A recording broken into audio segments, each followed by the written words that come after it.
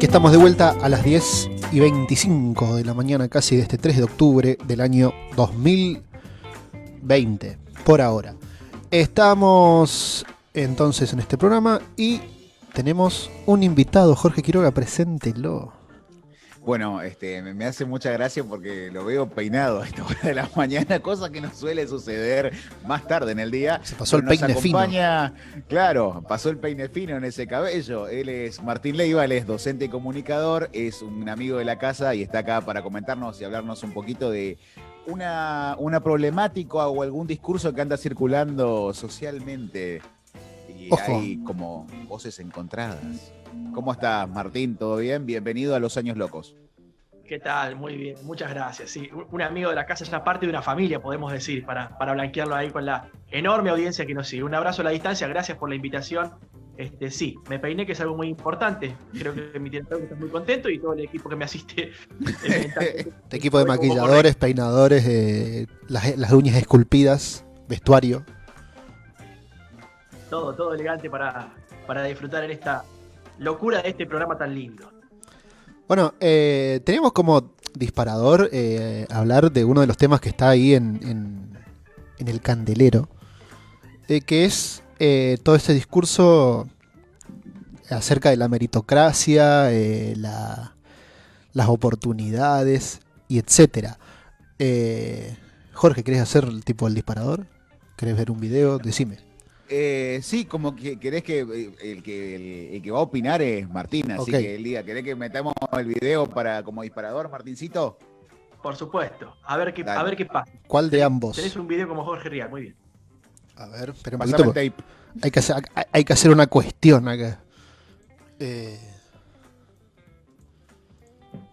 Tengo claro que estoy donde estoy en este momento también porque tuve esas oportunidades de las que hablo para llegar, porque pude ir a estudiar, porque pude ir a competir con la panza llena, porque no tengo que cuidar a mis hermanos, y pude tener una constancia en el rap porque me escucharon también por cómo soy, porque no me juzgaron, que es algo que hacen con un montón de otros pibes, y tuve los medios también para grabar mi música, para que eso que tengo poderlo expresar de la mejor manera y potenciarlo, que es algo que está buenísimo que me haya pasado, pero digo, no a todos les sucede de la misma manera, entonces sería muy egoísta decir, si yo llegué, puede llegar cualquiera, y el que no llega es porque no se esfuerza, porque no está haciendo lo suficiente, cuando muchas veces hay gente que se está rompiendo el lomo para llegar a algo y el contexto no lo ayuda para nada. Bien, ahí pasó el Wosito hablando un poco sobre su vida, sobre cómo llegó, dónde está, cómo está viviendo hoy el momento, pero sabiendo que las oportunidades tampoco llegan por ser él o por el esfuerzo, sino que también tiene que ver con el contexto que colabora a que él se sitúe donde está hoy en día. Sí, me parece que es interesante ahí pensarlo en sus posibilidades. Ahí aparece una cuestión también que no está de más mencionarlo, que tiene que ver con la cuestión de clase. También me parece que es muy importante pensar ahí desde donde él se para. Además lo reconoce y dice, bueno, yo pude llegar, pero porque también tuve oportunidades y también pude generar con las condiciones materiales de existencia, es decir, con la moneda, la plata, la billulla, la teca, y los contactos que va permitiéndole, digamos. Me parece interesante pensar acá esta cosa también de lo talentoso o el talento también, ¿no? La meritocracia y el talento, el esfuerzo individual, como que lo ponen más esta mirada liberal o neoliberal de uno puede hacer lo que quiere y puede alcanzar sus objetivos y lograr todos sus sueños, casi como una cuestión de una ilusión muy importante, desconociendo las condiciones materiales de existencia, el contexto social e histórico, digamos, ¿no? A mí me parece que es interesante pensar estas cuestiones de la meritocracia por fuera del River Boca y por fuera de a favor y en contra de la meritocracia, digamos. Cuando uno evita esos reduccionismos, me parece que el debate se enriquece y sobre todo permite jugar en una cancha más amplia. Rescato lo de vos, y además él dice algo muy interesante, que yo no tuve que cuidar a mis hermanos o hermanas, y ahí también es interesante pensar qué cosas la música, los varones, las masculinidades pueden hacer en donde otros colectivos y otras personas no tienen las mismas posibilidades. Me parece que pensar la meritocracia en grande está buenísimo como un paraguas. Yo soy muy partidario que es fundamental el rol del Estado, el del Estado y las organizaciones sociales de la sociedad en su conjunto para generar esas condiciones. No es lo mismo que vos estés preparándote para jugar la final de Roland Garros, ya que hablamos del deporte anteriormente, del tenis, Pero bueno, no todos los tenistas llegan. ¿Cuántos tenistas arrancan de pibe y si vos no tenés una raqueta acorde, si no, digo, no pasa solamente por saber pegarle o hacer un buen revés o tener un remate cerca de la red, ¿no? Me Bueno, parece que es interesante perdón, ahora esas condiciones. que decís esto, pienso en Diego Schwartzman, que es tipo hoy por hoy el tenista argentino mejor posicionado en el ranking, que él contaba que cuando era chico, cuando estaba empezando, que con su familia vendían comida y pulseras para poder pagar los viajes, y de hecho hay una anécdota también muy, muy divertida que cuenta que hacían tipo carpool, ¿viste? Te juntabas 4 o 5 para viajar así por el interior, para ir a jugar los torneos, y que el padre o sea, rescataba la plata para la nafta de los otros y él salía ganando, ¿viste? Como para poder ahorrar de esa forma y poder llegar a los torneos. Digo, también hay todas esas historias que están atrás de los deportistas. O sea, hablando de eso, sí. o sea, sí. Hablando de eso, por ejemplo, ahora Mao está prendido en el vivo, que es un compañero que le jugamos al básquet. Pero, por ejemplo, en el básquet, el tipo de zapatillas, o sea, la calidad de la zapatilla con la que vos estás jugando, determina mucho si frenás, si no girás, si girás, cómo girás, la velocidad. Todo eso termina impactando en el juego también con la pelota que entrenás, en las posibilidades que tenés en los lugares donde uno entrena, que terminan afectando también el desempeño y el nivel que quizás puedes llegar a alcanzar, o eso, como perseguir el sueño que está, seguir como soñando y progresando en tu sueño, pero también el contexto que te ayuda o no te ayuda a que eso suceda. Sí, para mí es fundamental, por eso decía el rol del Estado, digamos. Uno puede pensar en la cantidad de programas que el Estado Nacional, sobre todo en estos últimos tiempos, empezó a desarrollar y sobre todo a crear en un contexto espantoso que es la pandemia y una crisis económica que sin lugar a dudas va a tener secuelas y será de una profundidad y de una diferente al 2001, sin lugar a dudas, pero también tiene que ver con esto de la incertidumbre. Me parece que no hay, claramente es una demostración de todos los días de cómo uno se va reconfigurando en este contexto y no es lo mismo pasar esta situación de pandemia cuando uno es propietario de una casa y cuando uno está alquilando o cuando uno no tiene ninguna de esas dos posibilidades, ¿no? A veces me parece que es interesante justamente pensarlo por ahí. Los programas del Estado que pueden ayudar con que para algunos es como le estás dando algo porque no tienen nada y en realidad se está haciendo que no tiene nada y fomentás la cultura de, ¿no? Agarra la pala, son todos vagos, vagas, no quieren laburar, están en su casa, no hacen nada, ¿no? Desconociendo absolutamente lo que pasa en los barrios de la provincia de Buenos Aires, porque soy de ahí, también no vamos a generalizarlo, pero me parece que es muy importante también esa articulación entre Estado y los barrios. Se me viene al caso esta cuestión de la meritocracia y la salud también, ¿no? ¿Quiénes tienen derecho a acceder? Que es algo que el presidente Alberto hace mucho hincapié. Bueno, que todos tengan la posibilidad de acceder a los cuidados y a poder, que si el virus que nos testea a nosotros te engancha y se contagia, que además es toda una cuestión también que está en redebate, que tengas la posibilidad de atenderte en cualquier hospital, o la construcción de los hospitales o las cuestiones de los módulos sanitarios, que me parece que es fundamental. Hay un ejemplo para mí que es muy concreto en Villa Jardín, el arribo del Estado, con todo lo que implica el arribo del Estado, ¿no? Fuerzas de seguridad, equipos de salud, para tratar de contener. Sin ir más lejos. Villa Jardín, este es un programa que está saliendo ahora en vivo, o sea, pero es un programa para Paso de los Libres, ponele.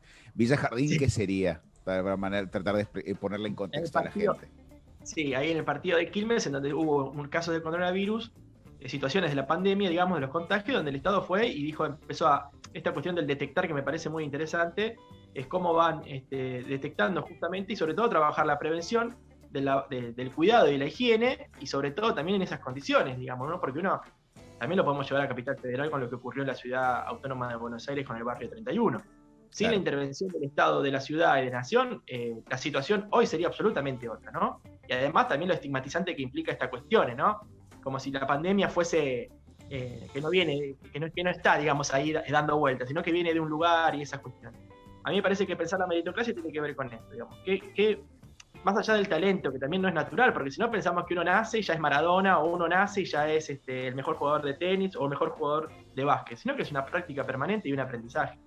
Uno puede tener ciertas condiciones, pero como decía Jorge, me parece interesante, ¿no? Depende con qué zapatilla jugués, sin lugar a duda, el rebote, el salto y el giro. Me gusta ahí Mao sobre eso dice, depende mucho de la pelota con la que jugás o conseguir un espacio para entrenar, básicamente, por ejemplo, o sea, básquet en una cancha de tierra no podés jugar, o sea, practicarlo, por ejemplo, en un barrio, sí, barrio carenciado. Y ocurre también esto en, no sé, en otro ámbito como la música, ponele, donde, bueno, viste que se habla del lenguaje universal de la música, ¿verdad? Las notas están ahí para toda la música, pero ahora no es lo mismo, qué sé yo, Barenboim, que es un tipo formado en ciertas, más allá de su talento y de su trayectoria, o digo, Marta Argerich, que, no sé, un cantante de trap hoy de 15, 16 años que se está formando en un lugar, y no sé, y que por ahí con una netbook del gobierno puede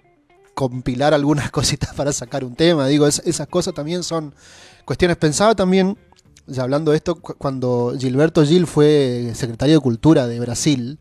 Sí. El Brasil fue uno de los primeros países que puso el tipo una computadora por niño, junto con Uruguay. Y Gilberto Gil, que es músico, cantante, etcétera, insistió en que tengan instaladas esas computadoras programas para edición de video y de audio, como para que los chicos tengan otro estímulo con la música y con lo audiovisual y otras cosas parecidas, digo, más allá de tener el Word o un programa de acceso a la información, no sé. Bueno, ahí aparecen dos cosas que está buenísimo esto de las tecnologías y los pibes, ¿no? Que también claramente uno, si no puede decir los nativos digitales, bueno, no existen los nativos digitales. Uno va naciendo en un mundo que ya está tuneado así, y los pibes lo que hacen a los 2, 3 años es agarrar cualquier celular y hacen magia, ¿no? Y los abuelos y abuelas los miran como diciendo, ¿cómo sabes? Parece que desde la panza de la madre venía ya sabiendo esas cuestiones. Es una cuestión de práctica y de ejercicio de aprender y de apropiarse sobre todo de esas tecnologías. Me parece sobre que todo vos que venís de la era del fax. Yo después del fax no supe qué pasó, que como un papel entra acá y sale en Islandia con la transacción realizada. Me parecía algo novedoso. Y lo que no quiero contar para no serlo tampoco tan yoísmo, ¿no? Pero las dificultades que he tenido serias para poder entender las cuestiones virtuales del banco y pagar deudas, que siempre tengo deudas. ¿No? Y yo estaba casi agarrándome digo, es la pandemia, soy yo, quiero ir al cajero, devuélvame el cajero, yo quiero poner el CBU uno atrás de otro. A mí, aparte la desconfianza, ¿no? O me van a estafar, o me están, viste, medio complicado. Bueno, tiene que ver con eso, las estafas virtuales, en las que también hoy hablaba mi amigo Jorge Quiroga, tiene que ver con esta cuestión de la cantidad de gente que es estafada en esa lógica, digamos. Me parece que cuando uno conoce la técnica, lo puede perfeccionar y se va perfeccionando junto con la técnica. Me parece interesante porque, sin lugar a dudas, conectar igualdad fue una política en la Argentina que además pensaba cuando lo escuchaba a vos en un documental o en una serie, en realidad, que hubo en Canal Encuentro, allá por el 2015, si no me falla la memoria, 2014, que se llamaba Corte Rancho, y eran producciones desde los barrios, con los pibes de los barrios, sin actores, digamos, ¿no? Sin la puesta en escena, sino el registro de esa escena. Yo la verdad que lo recomiendo, que ahora que Internet todo está y es la ventana del mundo que parece transparente y nada sucede, me parece que Corte Rancho venía a reivindicar justamente estas cuestiones de pensar la meritocracia y las posibilidades. Bueno, ¿qué nos pasó a nosotros cuando tuvimos una cámara digital? Digo, pasar de la cámara de arroyo a la cámara digital era un boom. Sí. Hoy los celulares hacen todo en uno y bueno, la discusión es esa. ¿Quiénes pueden acceder a ese celular? ¿No? ¿De qué hablamos cuando hablamos de conexión? También esto de que los chicos no se conectan. Bueno, en la Ciudad Autónoma de Buenos Aires el debate eterno. En esta idea de que el Estado ni siquiera los piensa, la posibilidad de, bueno, tengo una gran cantidad de estudiantes que no se pudieron conectar, ¿cómo buscamos la vuelta para conectarse? Si no, es al revés. Es bueno, tienen que volver al aula en un contexto que claramente es de mucha tensión y que además no sabemos a ciencia cierta cómo termina, digamos, ¿no? O cómo se irá acomodando. Con lo que implica abrir una escuela también, ¿no? Sí. Sabemos que no es que los chicos entran al aula, entonces los ponemos a 1,5 metros. Y además me parece interesante pensar cómo trabajar con las infancias y los pibes, el no abrazarse después de que no vean a sus amigos durante 6 meses, como nos pasa a todos y a todas, ¿no? Esta cosa de por más barbijo y la distancia, que parece algo que uno va incorporando hasta con resistencia que son propias de este contexto. Por eso me parece que hay que pensar la meritocracia como, bueno, vos tenés que arreglártela solo, a distinto que digan, bueno, vos qué es lo que, primero preguntarse qué es lo que uno tiene ganas de hacer y dónde puede encontrar esa posibilidad. También destaco de la política nacional, antes del macrismo, por supuesto, la construcción de espacios de cine en todo el país, también atado a la cuestión del Inca y el Ministerio de Cultura, que por ahí, en Buenos Aires o en la Ciudad Autónoma, bueno, voy al cine y vuelvo, y en el interior el cine es realmente una posibilidad que no está en todos lados, ¿no? Y la proyección del cine también es interesante, sobre todo en estos tiempos de algunos argumentan que el cine puede desaparecer, para mí no va a suceder en esos términos, ¿no? Pero digo de generar las posibilidades para y la otra es te tiro a la cancha a jugar el 1-1 como en el tenis. Bueno, hablando de eso, o sea, sobre todo esto como recapitulando, porque hay muchas discusiones que se centran, por ejemplo, en si el Estado tiene que garantizar esos derechos o esos individuos tienen que generar las aptitudes para llegar a conseguir lo que ellos quieren, ¿no? Esta cuestión de que muchísimas veces se ataca al que defiende que esto como que la búsqueda de pues eso, garantizar algunos derechos, tratar de nivelar, de que todo el mundo tenga las mismas oportunidades, es teñido de comunista, kirchnerista, progresista, etcétera. Y me parece que está bueno, ahora esto te doy el pie, Guille, para que mandes el otro videíto para pensar esto de cómo el Estado interviene en la economía y de qué manera eso a veces se repercute en las economías de algunas empresas. Un segundo. Miren, esto que tengo aquí, que lo tenemos todos porque nos lo dan en el Congreso, es un iPhone. Y muchas veces esto se pone como el ejemplo de emprendedurismo, ¿no? Steve Jobs en un garaje que lo empezó y que resulta que fue capaz de llegar adelante un negocio privado en condiciones muy difíciles casi por su mérito individual. La economista de Londres, Mariana Mazzucato, se pone a estudiar de dónde vienen la mayor parte de las aplicaciones y de los desarrollos tecnológicos incorporados al iPhone. Y resulta que la pantalla multitáctil se desarrolló en la Universidad de Delaware con dinero público de la Fundación Nacional para la Ciencia. Internet es un proyecto que arranca con financiación pública del Departamento de Defensa, el HTTP del Laboratorio Europeo CERN en Ginebra, el GPS también con inversión pública del Departamento de Defensa. Las baterías de ion litio lo inicia la investigación pública del Departamento de Energía. Se ha convertido en una especie de tópico cuñado cada vez que alguien dice que defiende ideas de redistribución y de Estado fuerte, decir, pues entonces tan rojo no será si tienes un iPhone. Cuando yo miro un iPhone, en realidad lo que veo es la perfecta demostración de que la única posibilidad de tener un desarrollo industrial es con un rol central de un Estado emprendedor del que luego se aprovechan y con el que luego colaboran muchas empresas privadas. Clarito, ¿no? Para mí como corta la bocha. Aparte una explicación perfecta, digamos, ahí, desarmar su iPhone en vivo y además jugando con todos los estereotipos que recién marcaba Jorge, ¿no? Esta cuestión que también pasaba mucho, sobre todo en los 70 y los 80 en la Argentina, ¿no? Algunos compañeros con su gorrito ruso y abrigado en diciembre en Argentina y te decían lo que pasa es que está nevando en Moscú. Me parecía interesante ahí esta cosa, ¿no? Es muy interesante ahí. Me parece que va un poco por ahí, que genera tensiones. O la gente que no va a comer a McDonald's porque dice, no, el imperialismo está todo ahí. Bueno, me parece que corrernos justamente de esta cosa de ponerlo en oposición, y una oposición aparte de disputa.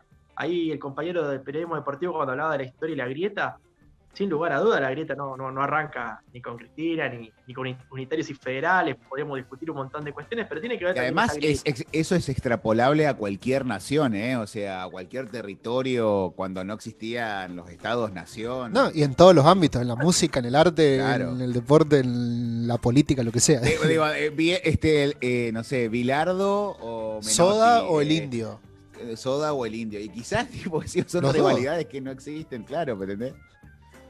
Bueno, pero ahí también de vuelta, porque creo que está buenísimo pensar la meritocracia en todos esos espacios. Y también pensaba, ahora que dijeron Soda y el Indio, esta cosa, los Rolling Stones o los Beatles o otras, ¿no? Estas rivalidades que se van armando son las que son interesantes para pensar.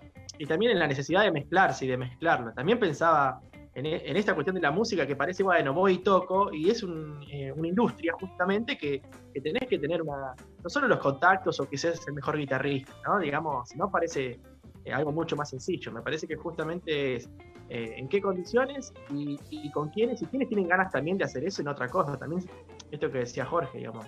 Me parece que es interesante cuando el Estado va al territorio y pregunta, y no tanto cuando el Estado intenta poner las políticas focales como en los 90 o las no políticas como en el gobierno de Mauricio Macri que pasó hace muy poquito. Me parece que ahí es interesante pensarlo, porque si no, quedamos todo como que, bueno, si vos no te salvás o si vos no podés, es tu propia culpa, lo lamento mucho, no estudiaste inglés o no estudiaste en la academia de secretaria ejecutiva, secretaria administrativa en los años 80 de las academias Pitman. Digo estas cosas, bueno, escribir a máquina sin mirar el teclado era como, bueno, listo, ¿no? Además, siempre un lugar claro, también ahí de más secretaria y no el secretario, ¿no? Mecanografía. Pero bueno, mecanografía, claro. Que en los Esa- juzgados esa- siguen tomando. Sí, bueno. El taquígrafo. El mundo ha cambiado, pero no tanto. Lo que sí está seguro que el mundo sigue claramente, completamente loco y le faltan varios tornillos. Me parece que en esa discusión tenemos que seguir trabajando y que la meritocracia viene por ahí. Es Y como esto generar es Los condiciones Años para- Locos. Claro. Por eso esta locura radiar por virtual y con toda esta hermosa gente que me acompaña, que son ustedes. Pero bueno, me parece que pasa por ahí, digamos. Cómo el Estado genera las condiciones para que todos y todas tengan las mismas posibilidades. Después, sin lugar a dudas, nadie es igual a nadie, ¿no? Sino es justamente ampliar los derechos, también con obligaciones, porque eso está clarísimo que es una tensión permanente. Lo que pasa es que, bueno, cuando aparecen programas que van hacia los sectores populares o que tienen situaciones de vulnerabilidad, aparecen todas las críticas, pero también hay que mirar desde dónde se critica, cuándo. Me parece que lo de Woz es interesante, tuve para comer, ¿no? Y, o sea, una cosa es en un contexto de vulnerabilidad crítica y otra cosa es cuando uno está, desde su casa o mirándolo desde otro lugar. Tampoco digo que esta cuestión de, bueno, hay que abrazar, entonces voy a... No, pero por lo menos reconocer la condición desde el lugar desde donde uno habla. Situar esas discusiones me parece que despeja muchos prejuicios. Perfecto, Martín. Clarísimo. Bueno, querido, te mandamos un saludo enorme y te agradecemos nuevamente tu participación acá en Los Años Locos. Seguramente nos volveremos a encontrar pronto. Sin lugar a dudas. Un abrazo enorme a la distancia, gracias por la invitación y nos veremos en algún momento de la vida. Bueno, quédate prendido, que todavía no termina el programa. Muy bien, nosotros Por supuesto, atento. seguimos de esta manera en Los Años Locos. Ya venimos.